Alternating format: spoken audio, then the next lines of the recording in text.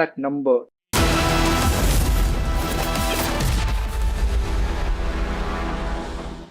And compassion. I urge you to ask what is out there and also see how it can help us here. Friends, India believes in the power of international collaboration. This Olympiad reflects that spirit. I've been told that this edition of the Olympiad is the largest so far.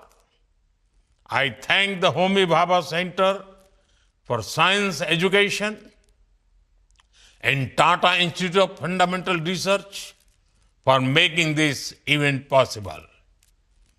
Aim high, dream big.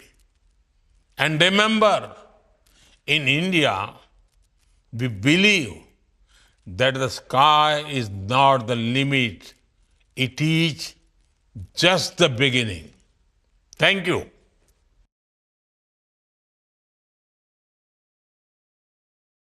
Minister who is speaking at the 18th International Astronomy Olympiad and talking about India's commitment to scientific curiosity, especially in the field of astronomy.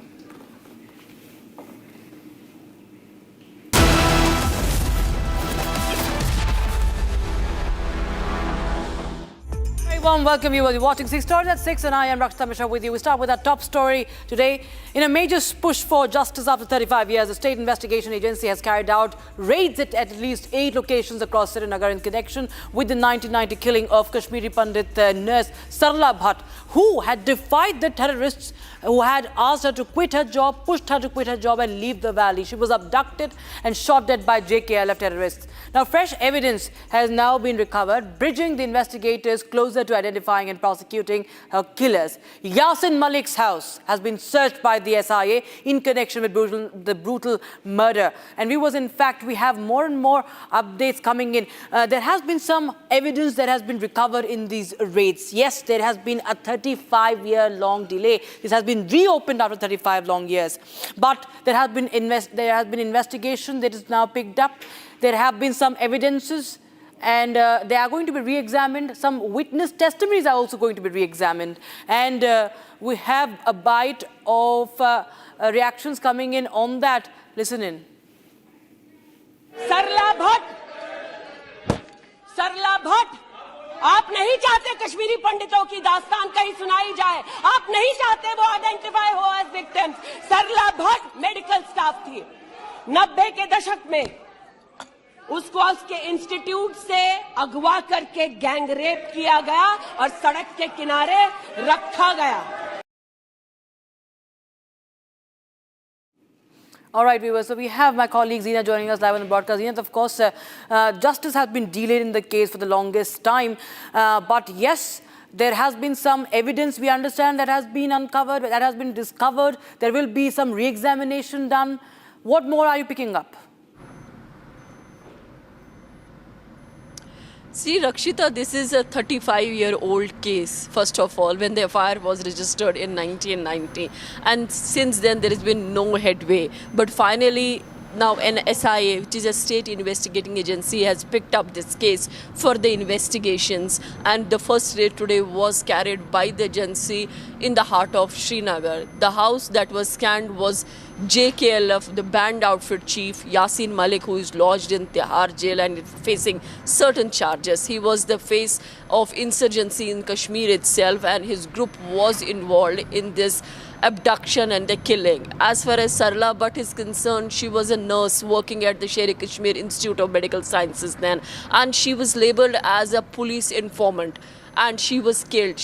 Her body was mutilated. She was gang raped. Although in the FIR that was registered in the Nagin police station, then it is not mentioned about the gang rape, but there have been the other evidences which suggest that she was gang raped, because the political powers then, the sitting chief minister then, Farooq Abdullah, remained completely silent on this case. So police did not mention about the gang rape.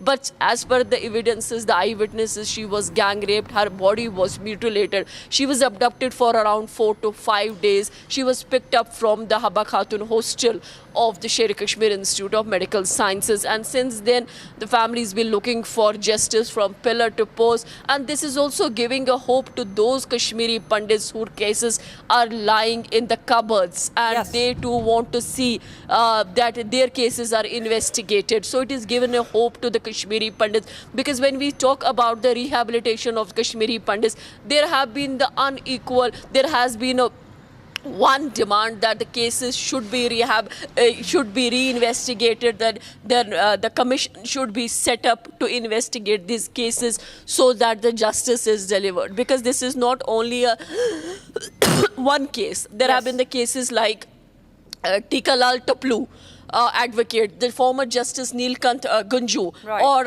Girja Gunju.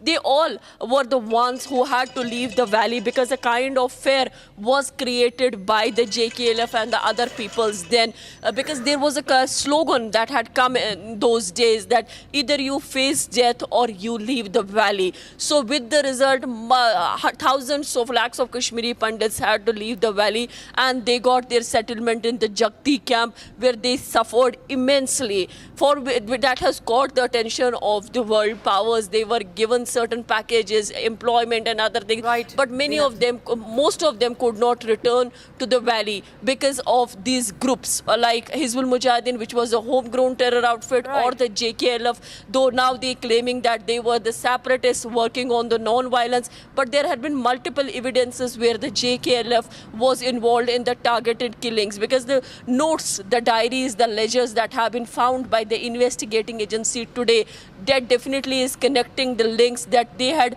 identified the Kashmiri Pandits whom they were supposed to target. So this is a welcome step, but needs to see where the investigation will take this case to. And those who have been Absolutely, Zinat, involved of in course, this case.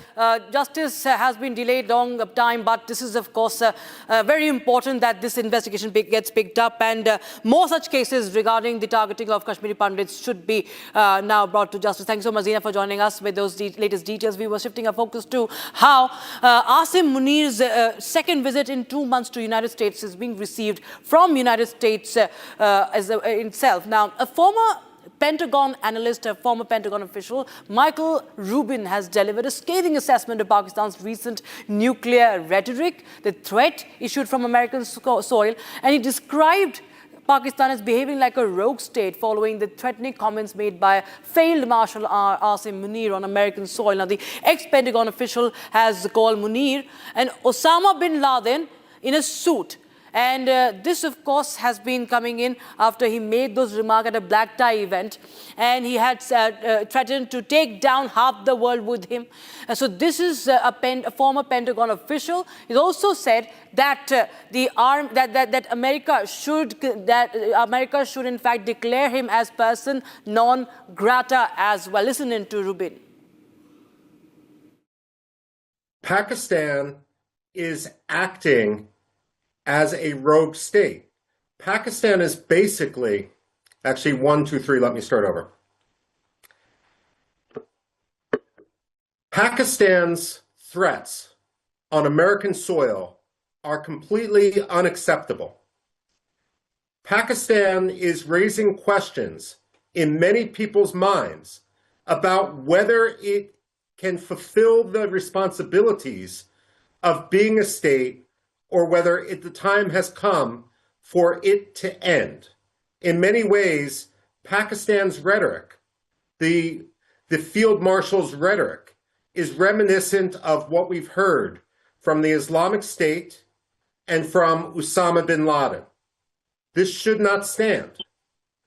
There's absolutely no reason anymore why the United States should consider Pakistan a major non-NATO ally.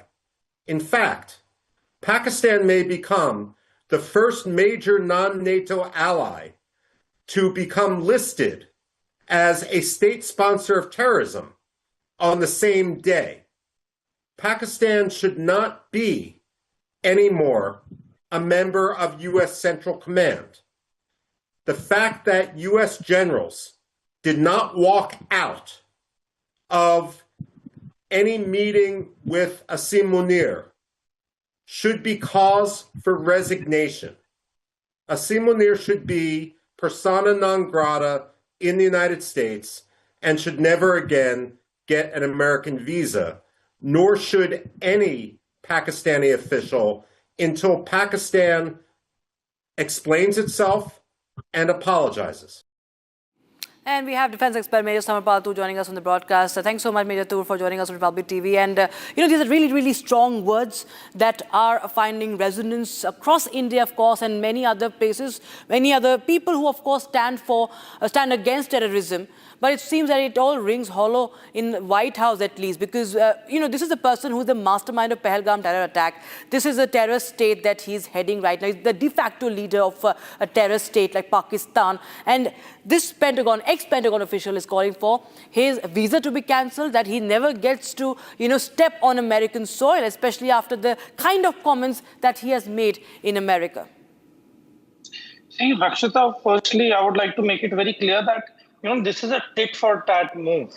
That once TRF was declared a terrorist faction by the Americans, that is when the Pakistanis felt it was a slap on their face that they'd lost the rhetoric, they'd lost the advantage and the prerogative of having an upper hand, because in their parliament, they had openly declared that TRF's name should be removed from the official statement that India gave to the UN. So once that was overruled, it was very humiliating for Pakistan. And that is one of the major reasons why probably, behind closed doors, probably some agreements have been done where, Americans have been offered what probably the Americans were wanting. And that is how, in return, Pakistan asked for BLA, that is the Balochistan Liberation Army, to be declared as a terrorist faction. So you see, this is nothing new. It's nothing big, because as we know, that TRF will come up with another proxy name, though they are part of Lashkar-e-Taiba and Jaish-e-Mohammed. So similarly, BLA will also change its name. It already has one BLF, that is Balochistan Liberation Front. Then they have Balochistan Resistance Army. And then they have the Balochistan Liberation Army. So eventually they will come out with some other new name. So it's just a matter of time. And I think these small rhetorics will not have anything where it's going to have a long implication in terms of declaration of names. Secondly, you see, this is a nation where Osama bin Laden, he's been called Osama, in a suit. Yes. So Asim Munir being compared to Osama bin Laden in a suit is again itself an insult to the Pakistanis. And secondly, he calling Pakistan a dump truck and equating Pakistan as a dump truck with the ever-shining Mercedes, which has everything to lose when it collides with a dump truck. So all these erratic equations and illogical comparisons have really got the American thinking regarding the stability of this man. And secondly, you see, there has already been a silent coup.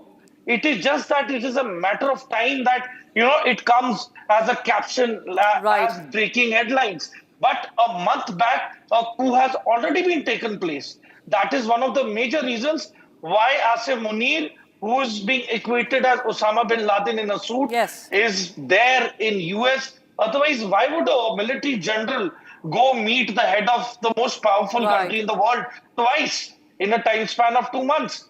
So you see, we need to read between the lines and know that Pakistan is in deep waters and thick trouble. And it is just a matter of time that it will be called out. Right. Major Thu, thank you so much for joining us here on Republic TV with your thoughts and reading of the situation. We were shifting our focus to another story in connection with Pakistan. Now, just a day after Pakistani Army Chief Asim Munir has issued a fresh nuclear threat to the world, not just India, to South Asia. We also have now Bilawal Bhutto Zardari, the former foreign minister, issuing another round of war threats on the Indus Waters Treaty. He said that if New Delhi proceeds with changes to Indus Waters Treaty, Pakistan will go to war. Listen in. हमने सब एक होके मोदी की बर्बारियत पे, मोदी के इस हमले के बारे में, मोदी के इस इरादे के बारे में आवाज़ उठाना है और जिद्दोजहद करना है ताकि इस जुल्म को भी हम रोक सकें। मैं जानता हूं कि आप में इतना ताकत है, इस मुल्क के अवाम में इतना ताकत है कि जंग की सूरत हो तो जंग में भी हम इनका मुकाबला कर सकते हैं और जो आपके 6 के 6 दरिया है वो वापस हासिल भी कर सकते हैं। और अगर ये हमें मजबूर करते हैं, पाकिस्तान ने ये जंग नहीं छेड़ा था, हम हमेशा अमन के बारे में बात करते हैं। जहां दुनिया भर में पाकिस्तान के सफ़ीर पहुंचे, नुमाइंदे पहुंचे, हमने अमन की बात की, भारत ने जंग की बात की। लेकिन अगर जंग छेड़ा गया है तो हम शाह अब्दुल लतीफ़ बिठाई की धरती से मोदी सरकार को बताना चाहेंगे कि हम पीछे नहीं हटते, हम झुकते नहीं हैं। Okay, and viewers, meanwhile, the US has officially designated the Balochistan Liberation Army, the BLA, and its allies, the Majid Brigade, as a foreign terrorist organization. The Majid Brigade was also added as an alias to BLA's previously specially designated global terrorist classification. Now, the department further said that in 2024, BLA claimed responsibility for suicide attacks near the Karachi airport and the Gwadar Port Authority complex. Okay, we have former member of the NSA and expert on the Balochistan issue, Tilak Devashar, joining us. Thank you so much, sir, for joining us on Republic TV. And, sir, we've seen this move coming in just after the TRF was designated as the terror organization, a foreign terror organization. And again, we have to understand that right after Asim Munir's visit, this move is announced by United States. You feel that this is sort of a message that has also been sent in to India, if at all it is, and that it is somewhere, pushing Pakistan with its narrative and its occupation on Balochistan? No. I don't see why we make the linkage. The TRF is linked to the Lashkar-e-Taiba, which is a designated terrorist organization, and enough evidence is there of carrying out attacks in Kashmir. What the US determines with BLA and the Majid Brigade has got nothing to do with India. So I don't think so we should be making that linkage at all. The US could have its own compulsions. Maybe it wants to send a signal to Pakistan that it is concerned, taking on board Pakistan's concerns or whatever. But please, certainly as far as India and TRF is concerned, these are two totally, this is like apples and oranges. You can't compare the two. But on the other substantive point of what signal the US is sending, you see, recently, the US has evinced a lot of interest in rare earths and minerals. Yes. A lot of these are also in Balochistan. So what it is signaling to Pakistan is that we'll take care of your concerns so long as you facilitate our exploration of rare earths in Balochistan. Because one of the areas apparently where there are supposed to be rare earths is Balochistan, and the other province is Khyber Pakhtunkhwa. So possibly that is the reason for this. And also, this is not a spur of the moment decision. The US, the way it works, considers a pretty rigorous process by which it declares something as a terrorist organization. So the fact that Asim Munir was in the US at a particular time may not be directly related to this determination which the US has made. They'll be having their own reasons for doing so. Right, sir. Mr. Devashar, thank you so much as always for joining us on Republic TV with your insights and your reading of this story that we are tracking. We shift our focus to now the big Atmanirbhar push. India's semiconductor mission has got 4,600 crore rupee boost as Modi government approved 4 new projects with 6 government approved projects already in various stages of execution. The Union Cabinet chaired by Prime Minister Narendra Modi has approved 4 more semiconductor projects under the India Semiconductor Mission. Now, these 4 approved proposals will set up semiconductor manufacturing facilities with cumulative investment of around 4,600 crore rupees and are expected to generate a cumulative employment for 2,034 skilled professionals, which would catalyze the electronic manufacturing ecosystem that results in creation of many more indirect jobs. And with these 4 more approvals today, total approved projects under the ISM reaches to 10, with cumulative investments of around 1.60 lakh rupees crore, 1.60 lakh crore rupees in 6 states. Take a listen in to what Union Minister Ashwini Vaishnav had to say on this. Those who say screwdriver technology, they should know what the country is progressing, and instead of laughing at the country's youth, they should appreciate what our youth is doing, what our young people are doing. Our young people are producing precision technology things, and day by day they are growing up in the value chain. Day by day they are improving, they are exporting, they are manufacturing things which make us proud. Ye steel cube. Right? देखा आपने कितना precision का काम है। भाई ये आसान नहीं होता है। देखो ये सब डेवलप करने में मेहनत लगती है, इस डेवलप करने में लर्निंग कर्व पे कंपनीज, ट्रेनिंग वाले, स्किल के, वो सब के सब काम करने वाले, क्वालिटी चेकिंग वाले, everybody goes up in the value chain. All right, viewers, with that, it's a wrap on this edition. We'll get you more stories on the other side at 6:30. Thank you so much for watching.